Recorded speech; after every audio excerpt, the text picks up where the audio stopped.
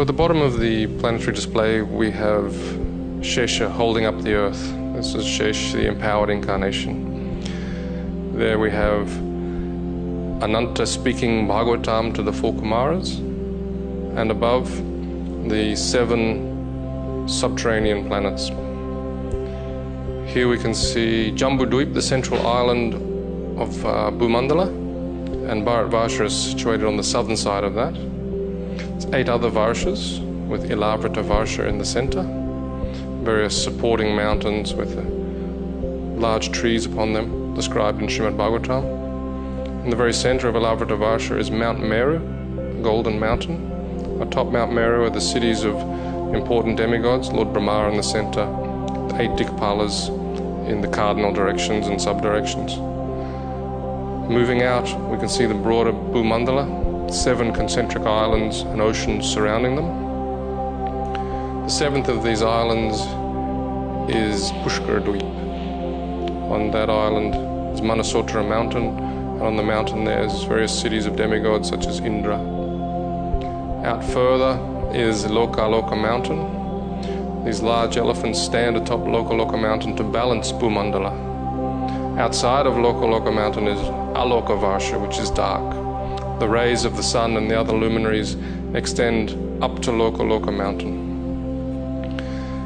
On Manasotra mountain here on Pushkaradvip, the sun travels above this mountain at the southernmost point of its annual orbit. Above Bhumandala is Bhuvarloka, which is the residence of the Charanas, Siddhas, Yakshas, Gandharvas, and above there is Swargaloka, beginning from the sun and extending up to the pole star Dhruvaloka. This is the moving part of the planetary display. Here we can see the sun and the moon moving in their chariots. The chariots are being drawn by horses moving in the anti-clockwise direction, but they're traveling with the wheel of time, moving in the clockwise direction faster, so it looks as if they're moving backwards. Above them the zodiac of stars, more planets, and another realm of stars. So here we can see everything moving with the Kala Chakra, circumambulating the axis that connects Mount Meru with Dhruvaloka. Above these planets, we come to the planet of the 7 sages, the Saptarshi. You can see them here. They're commonly known as the Big Dipper, and then Dhruvaloka, the pole star. On the ocean of milk situated there, Kshirodakshaya Vishnu, who is the Paramatma within everyone's heart, he resides on Anantashesh. Moving up beyond there, we have Mahaloka, Janaloka, Tapaloka, and Satyaloka. In this video we haven't included many of the details for there, but on Mahaloka, Janaloka, Tapaloka we have residences of the Lord such as Lord Varaha, Lord Vamana, and so on. Here's Brahmaloka, and on Brahmaloka we also have a form of the Lord Garbhodakshaya Vishnu as the Sahasrashirsha Purush. Beyond there is the 7 coverings of the universe, earth, water, fire, etc. And outside of the universes is the abode of Lord Shiva, Shiva Loka. There he resides eternally. Beyond Shiva Loka, we come to Mahavishnu, Karanodakashaya Vishnu, with innumerable universes that are emanating from the pores of his transcendental body. Here you can see him being served by Rama Devi. Then we come to the Brahmajyoti, the effulgence of the Lord's transcendental body. Penetrating through the Brahmajyoti, we come to the Vaikuntha planets. We're showing 24 planets of the Vaikuntha realm in this model. The Lord with 4 arms is holding the conch, disc, club, and lotus, and the various combinations of those 4 make 24. Then we come to Goloka Vrindavan. Here we can see Radha Madhava, but we'll also be showing the other primary rasas. Krishna with the cowherd boys, Krishna being served, Krishna with Mother Yashoda. Many millennia ago, an advanced civilization revealed the mystery of the origin and nature of the cosmos. The term Vedic refers to the civilization of ancient India. Angkor Wat, the world's largest temple complex, with walls nearly 1/2 mile on each side, was built between 1112 and 1150 AD in Cambodia.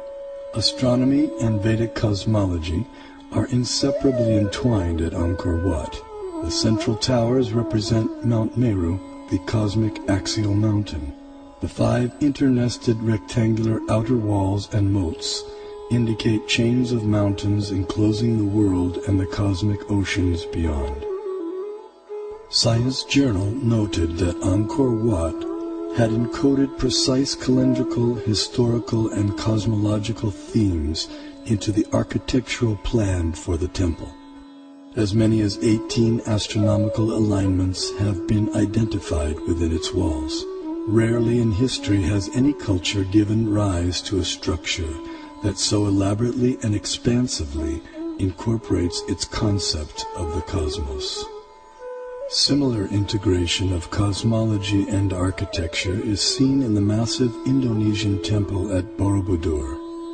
The temple was laid out using the ancient method of Vastu Purusha Mandala. This square diagram harmonizes architecture with the annual movements of the celestial realm. The temple was constructed sometime around 775 AD.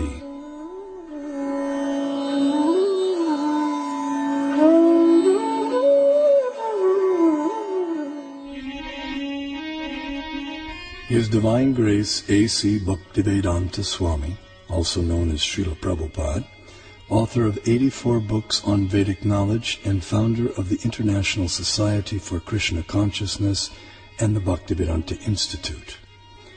He desired to erect the world's largest planetarium depicting Vedic cosmology through modern technology. He hoped that this gigantic virtual 3D animated model would give the contemporary world access to the Vedic cosmos.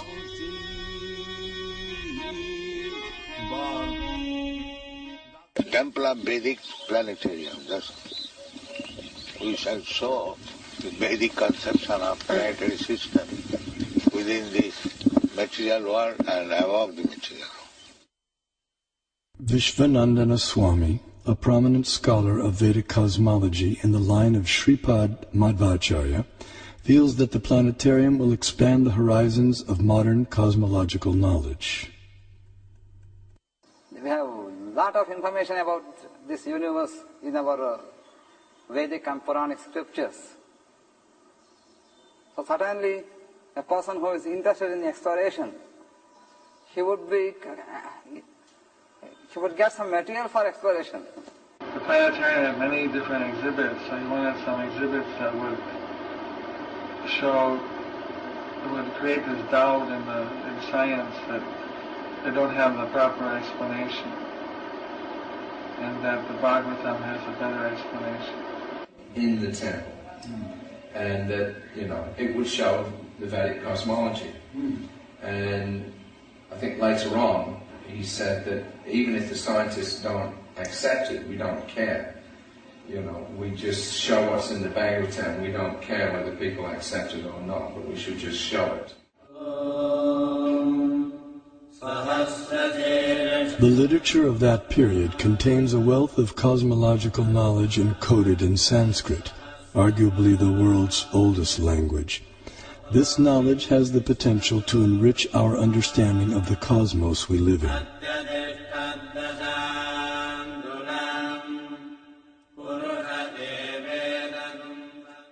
A fundamental principle of Vedic cosmology is the existence of a dual reality, material and non-material.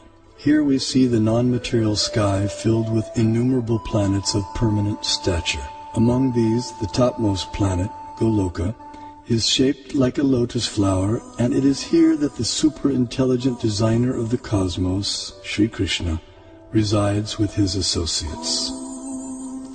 Although knowledge of the non-material realm remains beyond ordinary perception, the Vedic knowledge of the material cosmos has been recognized as extraordinary by many eminent Western thinkers.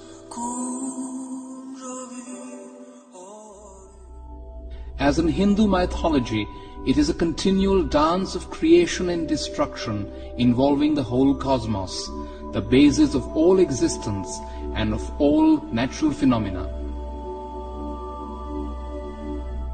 Long before it became a scientific aspiration to estimate the age of the earth, many elaborate systems of the world chronology had been devised by the sages of antiquity. The most remarkable of these occult timescales is that of the ancient Hindus. Thus the Vedic literatures answer the question whether the cosmos always existed or it had a beginning. The temporal arena of repeated universal creations and destructions exists in a corner of the non-material sky.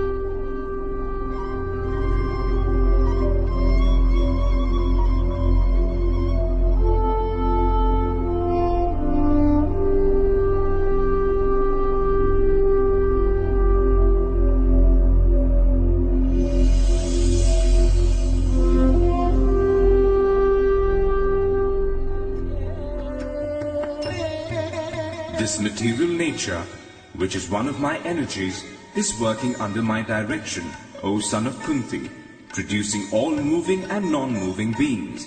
Under its rule, this manifestation is created and annihilated again and again. Here we behold a form of the superintelligent being Vishnu, reclining in mystic slumber amid the causal ocean. When he exhales, millions of universes issue from his body and expand, until he inhales when all the universes return within him. The universe is a sphere encased by successive coverings of the elements earth, water, fire, air, ether, intelligence, and ego. As a coconut has its hard outer shell and inner liquid, so the universe has its outer coverings and an inner space half filled with ocean water. On that ocean, another Vishnu expansion reclined on a serpent bed while being massaged by his consort Lakshmi.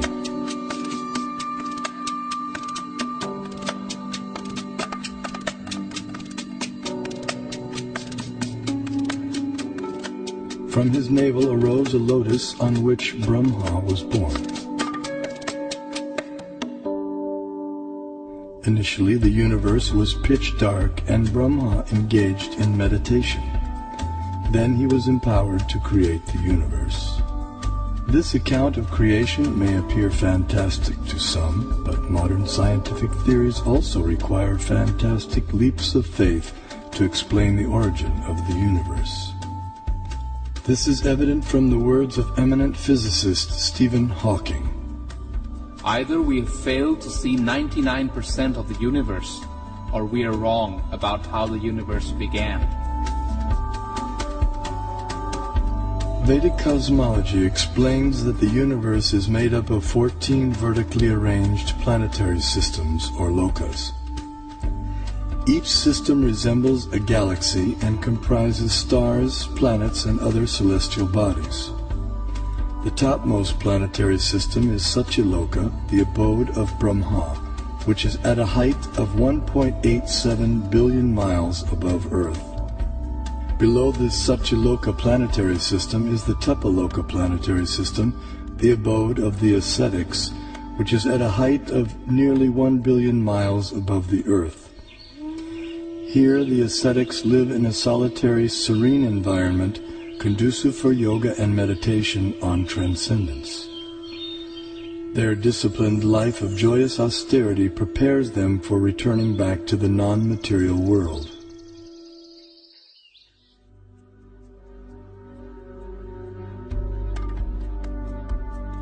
As we move down from Tapaloka, we pass through Maharloka and Janaloka until we reach the Svargaloka planetary system, also known as Heaven. The alignment of heavenly bodies around the pole star was elucidated by Srila Prabhupada in a letter. You can see that at night the whole planetary system is turning around. And the pole star being the pivot. Its planet has its orbit fixed, but the sun is moving up and down, north and south. It is not that we shall accept the theory that the sun is fixed and others are all going around the sun. That is not correct. In talks with leading disciples, Srila Prabhupada compared the revolution of planets and stars to a spectacular rotating chandelier. It's like this chandelier, and so the whole thing is moving. And then he developed this idea of the temple of the Vedic planetarium, and how he'd always go like this, dome, dome. He'd hold his hand like that, and he'd say, and then from the center of the dome, a chandelier, which shows the planets according to the Vedic version. Some spectacular kind of chandelier. This planetary system is rotating from east to west, and it is hanging like the chandelier, getting shelter on the pole star, as we can see every night. That the pole star or the North Star remains fixed and does not orbit in the sky is well known to astronomers and sailors alike. Less known is the fact that the pole star rotates powerfully on its own axis. The ancient Vedic text called Matsya Purana explains, the planets and stars are all attached to the pole star by invisible astral cords of wind called pravaha. The revolution of the pole star causes the orbital motion of other planets and stars. Through meditation, yogic astronomers visualize the planets and stars as different parts of the body of Shishumar, the transcendental dolphin. The pole star, the topmost of the heavenly planets, is like the capital of the middle universe. Here, the third form of Vishnu resides on an ocean of milk. In times of universal disturbances, the demigods headed by Brahma come here to appeal for help. The pole star is also the abode of Dhruva, a pure and exalted devotee of the Lord.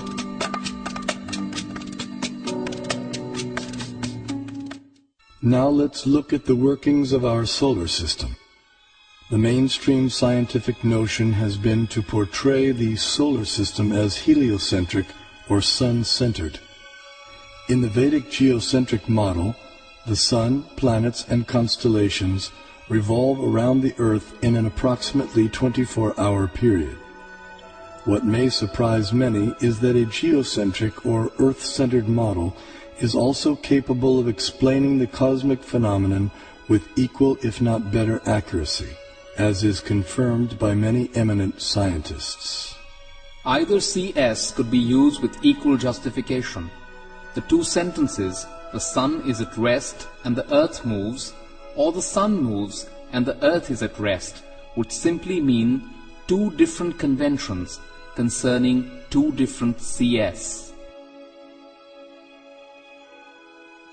We know that the difference between a heliocentric theory and a geocentric theory is one of relative motion only, and that such a difference has no physical significance. Obviously, it matters little if we think of the earth as turning about on its axis, or if we view it at rest while the fixed stars revolve around it. Geometrically, these are exactly the same case of a relative rotation of the earth and the fixed stars with respect to one another. Although the heliocentric model has been widely propagated, it has never been proven. There is no planetary observation by which we on Earth can prove that the Earth is moving in an orbit around the Sun. The Vedas give amazing information about the Sun. Do you know what energy runs the Sun? Is it nuclear fusion? Is it volcanic energy? The Vedas say it is water. Yes, water. The sun evaporates water from all over the creation and uses it as fuel, just as lightning uses moisture. Modern science knows that sunlight contains many types of rays, such as ultraviolet, infrared, gamma rays, X-rays, etc. The Vedas describe that sunlight contains 100,000 different types of rays, each possessing specific subtle properties. Just as in a house, electricity regulates coolness, heat, light, sound, etc., so the sun's rays control heat and cold, day and night, summer and winter, darkness and light throughout the universe. The Vedic geocentric model explains how the sun moves around the pole star situated vertically above Earth's north pole. The sun moves upward on an incline for half a year and then downward for the next half. This motion produces two effects on Earth, namely the changing of the seasons and the varying durations of day and night. Celestial vision reveals a personality residing over the sun. His name is Vivasvan, and he rides on a golden chariot pulled by 7 divine horses. The chariot has one wheel which moves on celestial Manasotra mountain. The horizontal shaft is linked to the axial hub of the universe, Mount Meru, and the diagonal shaft is linked to the pole star. With each circular path, the wheel gradually moves laterally inward for 6 months and then outward for 6 months. Similar to the chariot's vertical motion, this lateral action fine-tunes seasonal changes on Earth. When the orbital motion of the sun is viewed from above, its illumination is seen to extend out to half of the greater Earth plane.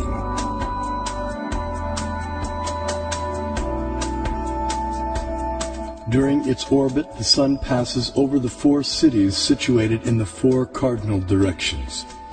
The city over which the sun is passing experiences noon, and the city in the opposite direction experiences midnight. The 2 other cities experience sunrise and sunset. The zodiac is a conceptual celestial plate encompassing the entire sky. Like the face of a clock, the zodiac is divided into 12 divisions of 30 degrees each, called signs of the zodiac, or rashis. Each named according to the constellation of stars residing within them. These signs serve as a set of reference markers for measuring the movements of the moon, sun, and the planets. The zodiac completes one clockwise revolution of 360 degrees in every 24-hour period. The moon travels through the zodiac, but due to its slower angular velocity, it completes only about 347 degrees in 24 hours, falling behind by about 13 degrees. The day after the new moon day, we see one moon phase. The next day, the moon again completes 347 degrees, and we see the moon in its second phase.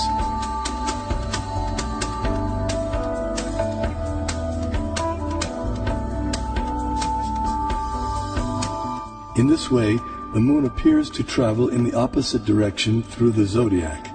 This is also called retrograde motion. Thus, the phases of the moon increase each day for 15 days until the full moon. Then the moon's phases decrease gradually by 1 phase each day until the dark moon night. Below the sun is a dark or invisible planet named Rahu. When this planet comes between Earth and the sun on the new moon day, or Amavasya, while the moon is in the same conjunction or straight line, a solar eclipse takes place. Similarly, when Rahu comes between the Earth and the moon on the full moon day, or Purnima, while the sun is in the same conjunction, a lunar eclipse takes place. This is seen by anyone on Earth who can see the moon. The eclipse is either full or partial depending on the movement of Rahu. At least 5,000 years ago, the Vedas were able to predict eclipses precisely. This science is still used today with the same extraordinary accuracy. Science is defined as systematized knowledge of things around us. So if we prove that Vedic cosmology is systematized knowledge, that would prove, in other words, scientific nature of Vedic cosmology. Modern cosmic science is only a few centuries old, whereas our Vedic cosmology is several thousands of years old. So the modern science certainly cannot be a base for ancient Vedic cosmology. Vedic cosmology presented from the Vaishnava point of view and as based on the Vedas will find appreciation by real scientists because it has its own scientific basis. Science has always changed. Over the centuries, one theory after the other has come and replaced the former theory. And what is prevalent, everyone has accepted. But Vedanta doesn't change. Do you say that these modern scientists have found out everything in this universe? They have not explored all the possibilities in the field of cosmology. Only they have explored to some extent. They have seen through this Nalika Yantra or the telescopes and microscopes, etc., which are having their own limitations. And people getting the information through limited devices, can they say they know everything? I don't agree with this particular point at all. Kepler put Sun at a distance of 30 million miles from Earth, but the modern scientists placed the same Earth at a distance of 93 million miles. In 1930, Pluto came into existence. 2006, it vanished. Vedic cosmology gives descriptions of the entire cosmos, including its subtle features. Perception and access to these subtle features, however, requires karmic qualification. Consequently, much of the cosmos described earlier, as well as parts of the cosmography about to be described, are imperceptible and inaccessible to us earthly inhabitants.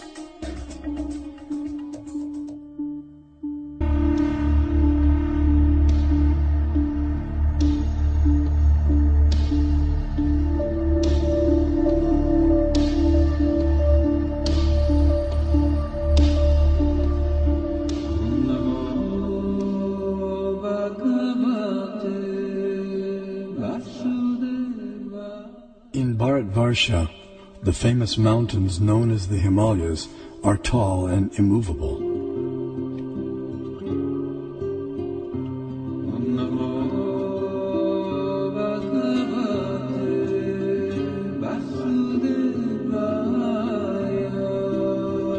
Here we find an abode of Lord Shiva, the greatest of the demigods.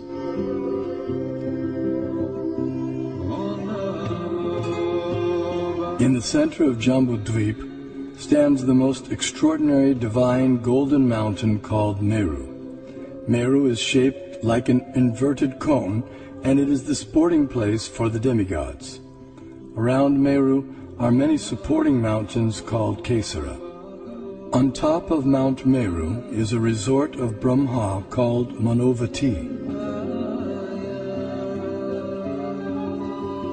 The famous celestial river Ganges descends to the center of Manavati and then flows out into four directions. Surrounding Manavati in the 8 directions are the resort cities of the chief demigods. One of these cities is Amaravati, the resort of Indra, king of heaven. King Indra lives here in majestic opulence, attended to by musicians, dancers, and reciters. This is what you call as Brahmasagana, the place of the palace. Knowledge of Meru and the cosmography of the greater earth has been preserved and taught carefully by learned scholars in the preceptorial line known as the Madhva Sampradaya.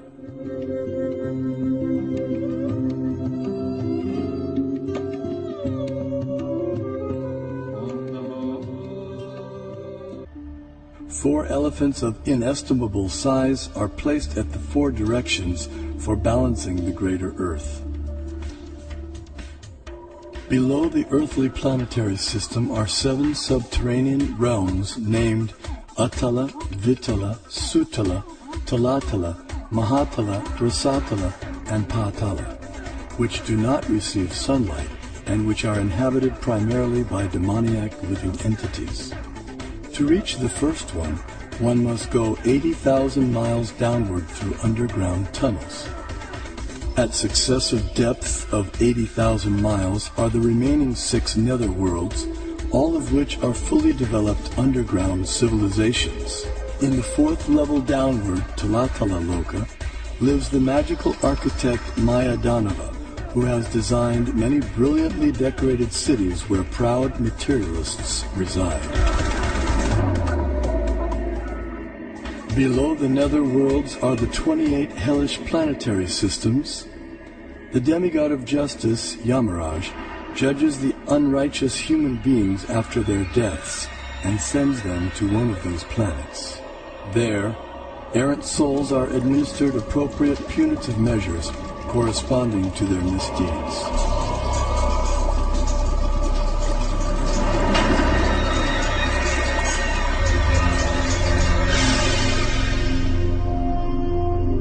The earthly and subterranean planetary systems rest upon one of the hoods of the gigantic divine serpent, Shesha. Shesha in turn is held up by the colossal transcendental tortoise, Kurma. And Kurma resides in the ocean that fills half the universe.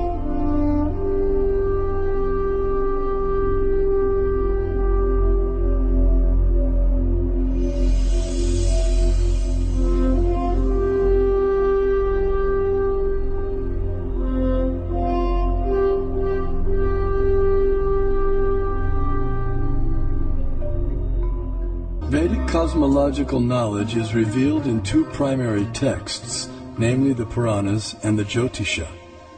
Among the Jyotisha texts, the Surya Siddhanta is prominent and gives precise mathematical formulae for calculating planetary motions. The Surya Siddhanta contains extraordinary astronomical calculations which predate modern science itself. However, many contemporary scholars have been unable to understand Puranic cosmology.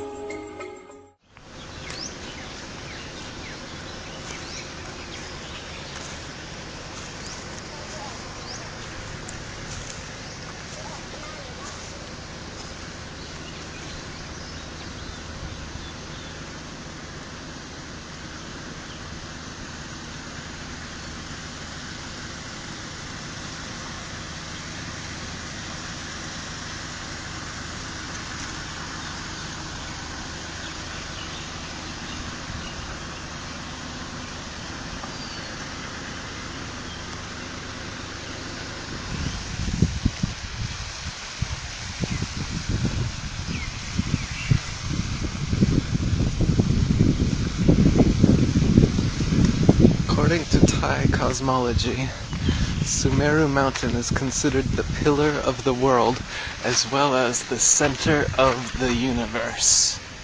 The mountain, supported by Ananda fish, stays above the surface of the water. It is the residence of spirits ranging from deities in heaven to devils in hell. It's just like the Norse. Look at the Yggdrasil tree that goes up into heaven and down into hell. This is the same.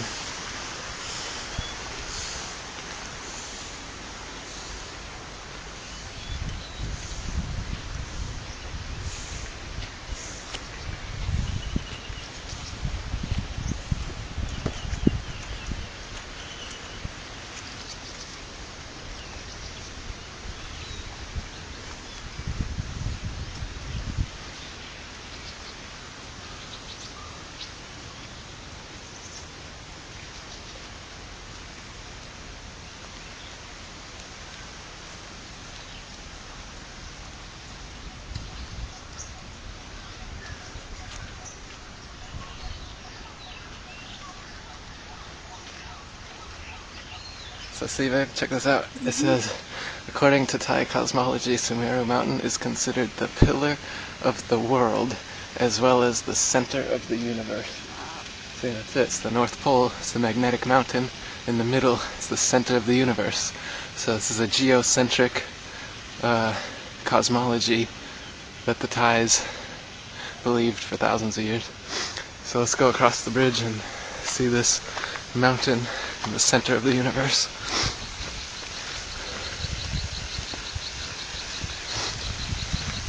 Early explorers said that there was rivers that fed into the mountain, and they changed directions every 6 hours, sucking in and then pushing out, and that's what caused the tides on Earth. And so this big fish here could be representative of these rivers. They're like a whirlpool. They said it would suck the ships right into it, just like a whirlpool, and that the magnetic mountain was so powerful that it would pull the nails right out of the ships. This temple's very magnetic looking, the coloration of it and everything. This is my first time here too, so I have no idea what we're looking at. Let's see some of the artwork inside.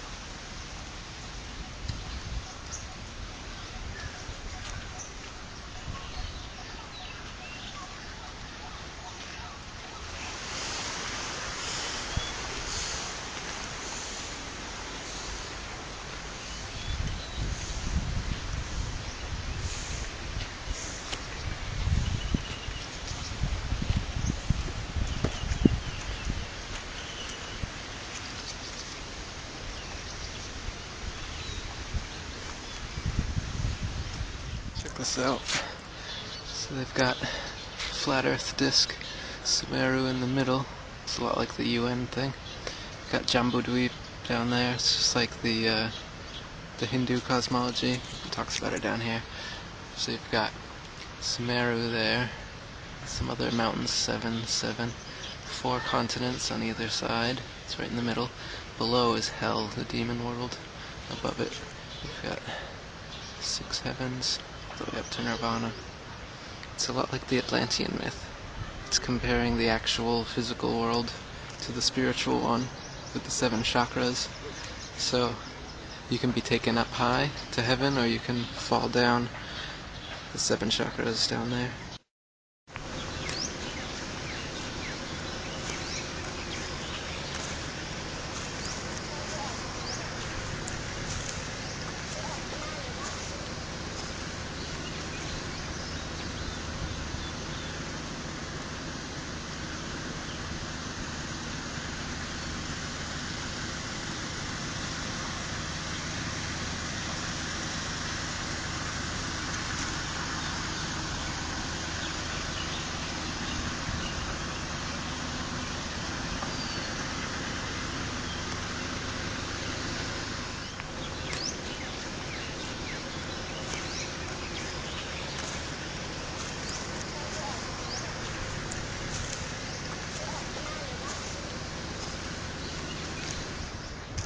cosmology system.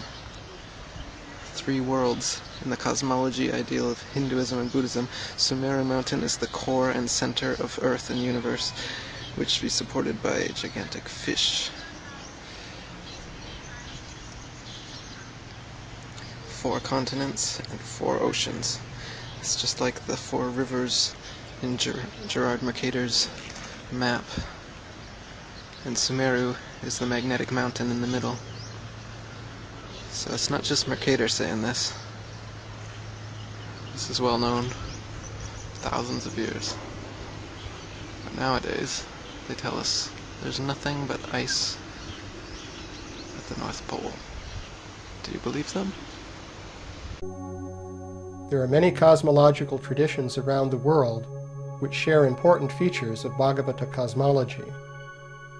These include a cosmic axial mountain or pillar, which is often identified with a local mountain, such as Mount Olympus in Greece. These traditions also include other standard features, including those shown in this generic world model. The cosmology of the Bhagavatam and the Puranas is shared in its broad features by Buddhism, and it is widespread in the Buddhist countries of Asia.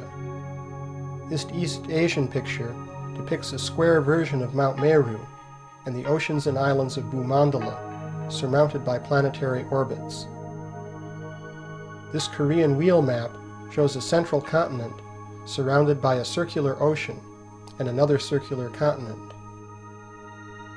Joseph Needham, in his treatise on Chinese science, traces these wheel maps to India or Babylon. Here is a Babylonian wheel map. Wheel maps were also made in medieval Europe.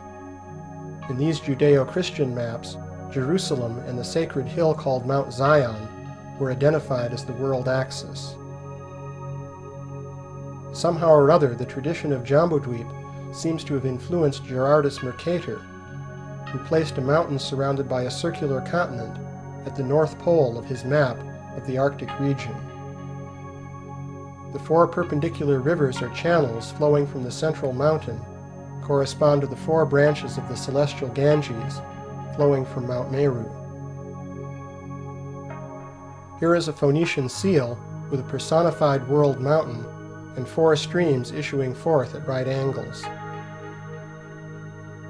The Dogon tribe, living near the upper bend of the Niger River, posit a circular continent with a central pillar surmounted by the residence of their high god, Amma.